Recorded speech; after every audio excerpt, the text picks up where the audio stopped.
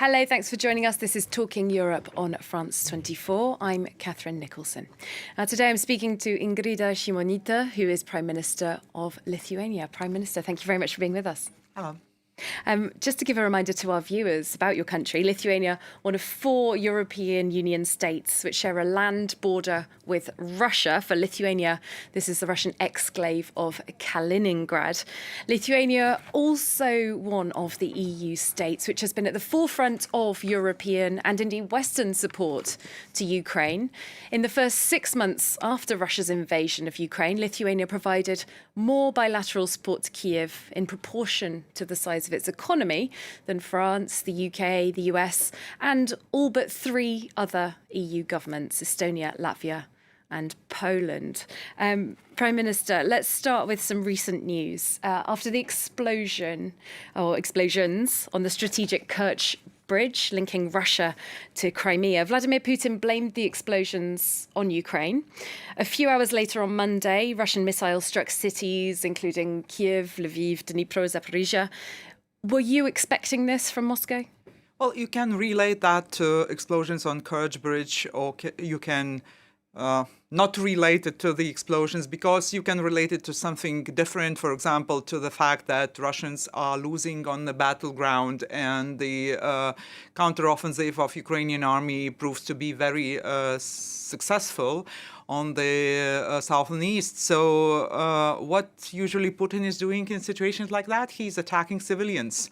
So that's exactly what's happening this morning. He's attacking energy infrastructure, bridges, playgrounds, and cities all across the Ukraine, just to create panic and exert pressure on Ukrainian society and also on us.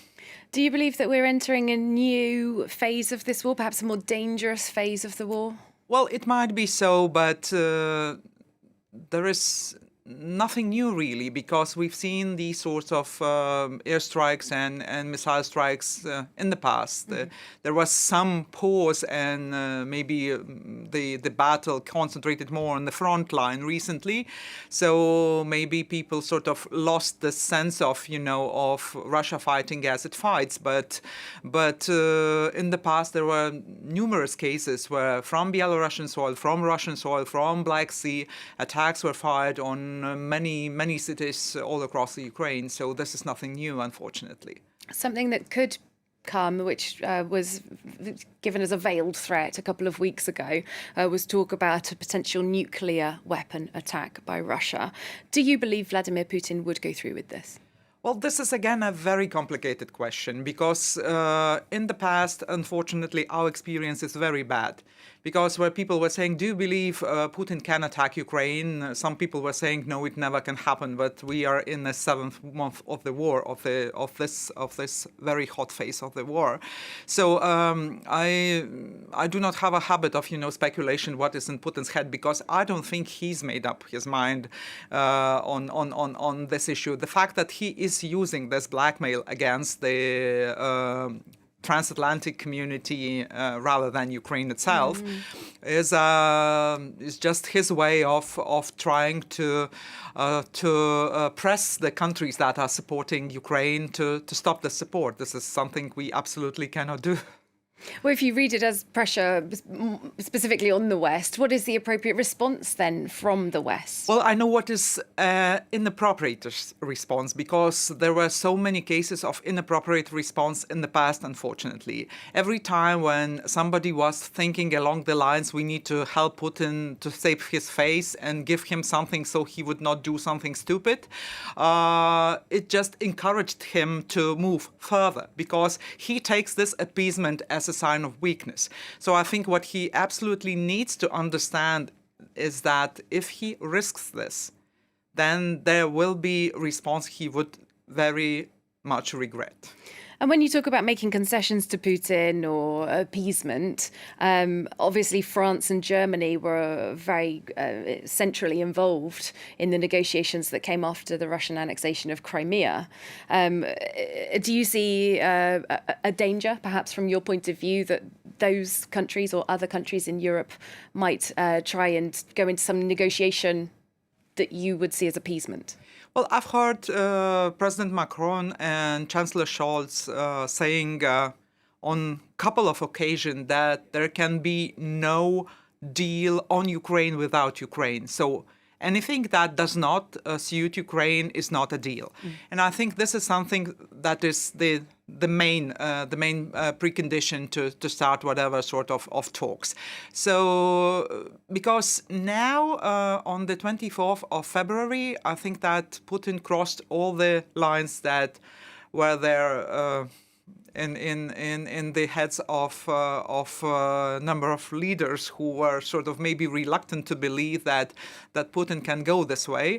I think the problem here is that sometimes some politicians in the West try to evaluate Putin in line with our understanding of the world. I mean, that if you are a politician, then you need to face opposition, you need to face media, you need to face elections, and so you need to save face. And this is the reality of our life. But this is something that Russia completely lacks. I mean, there is nothing like that in Russia, so we cannot judge Putin's action and sort of try to give him, this golden bridge for retreat, like he were one of us. I mean, he's not one of us. Different rules. Absolutely. No rules, I would say. At the end of September, there was condemnation across the board in the West of Russia's illegal annexation or announcement of annexation of 4 Ukrainian provinces. On the very same day, as you know, Ukraine submitted its application to join NATO, of which Lithuania is also a member. Now, you personally want those negotiations to start immediately. Is that correct, and why? Well, I think that what is important to show to Putin that he's not here to dictate the Western community, the transatlantic community, on who has the right to choose what alliances. So everybody understands that this is not an immediate membership, but nobody can be denied a negotiation process. And I think the fact that in 2008 Ukraine was not given membership action plan was one of the biggest mistakes that been made along the way. Well, there were 21 of NATO's 30 members that did not join a joint letter that you did join, calling for those negotiations to start. They included France, the UK, the United States and others.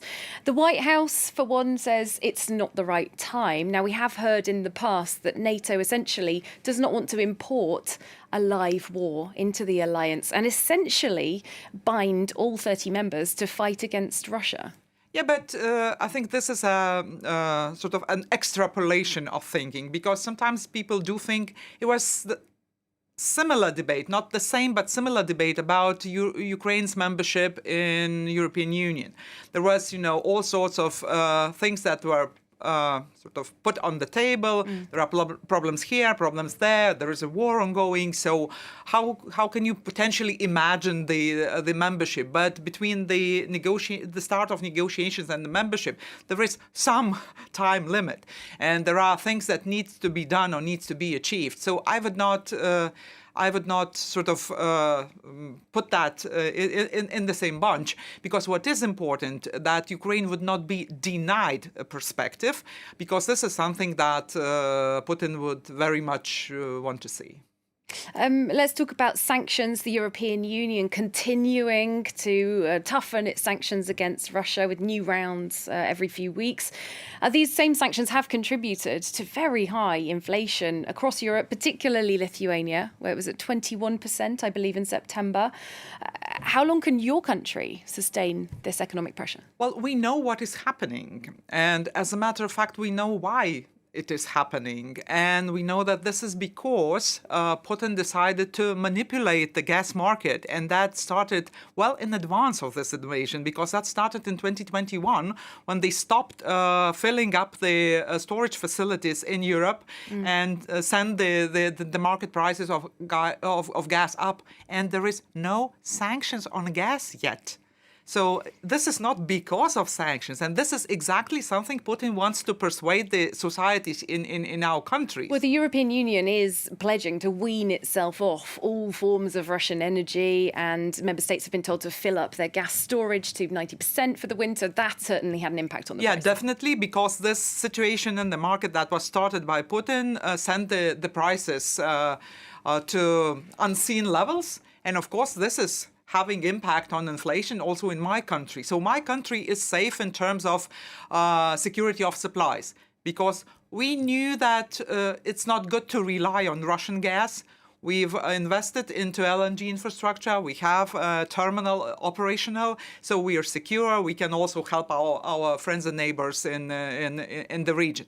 But for inflation, I think there is one thing that is very important. I mean, people must know why it is so, and it is because of war. So this is a tax that we pay because of war, but we are not paying in our human lives. And in comparison to what is happening in Ukraine, this is still a very modest toll.